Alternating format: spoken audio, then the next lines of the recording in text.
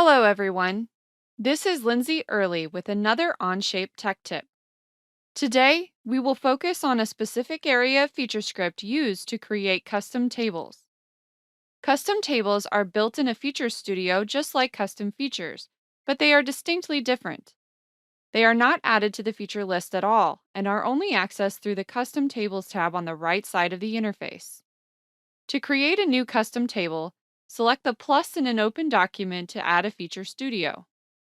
A new Feature Studio always starts with a FeatureScript version and an import for all of the functions in the FeatureScript library called geometry.fs. If you aren't using the entire library, it is better to pare it down for performance reasons. In this case, we will only be using functions that are a part of the table.fs.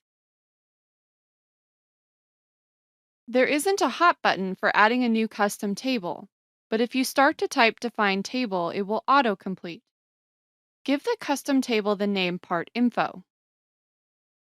In this example, we're going to build a table that lists out different properties for each part in the Part Studio. If you needed user selection, the precondition is where you'd set that up. There is detailed information about setting up the precondition in the FeatureScript documentation. In the custom table body, there are 3 general steps to developing a table. First, you must define the columns, then the row data, and finally return the finished table. To define the columns, use the column table definition function. It takes in 2 arguments, one for the internal ID we will reference in our script, and one for how it should appear in the header of the column.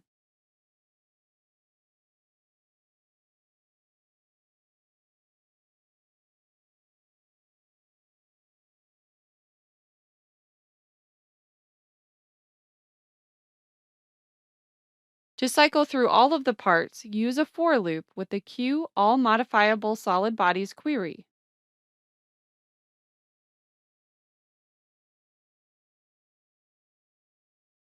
Inside the for loop, assign a variable for each of the columns. The part name is a standard property. You can retrieve the value using the getProperty function. It takes in 2 parameters. Entity is the part in the current cycle, and property type is the name. You can find a full list of property types in the standard library documentation. Use the same function to assign the description.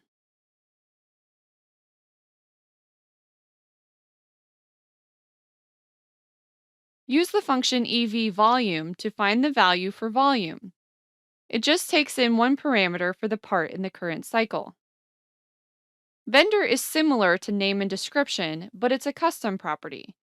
Use getProperty again, but use the property type custom. When you choose this, you need to get the custom property ID.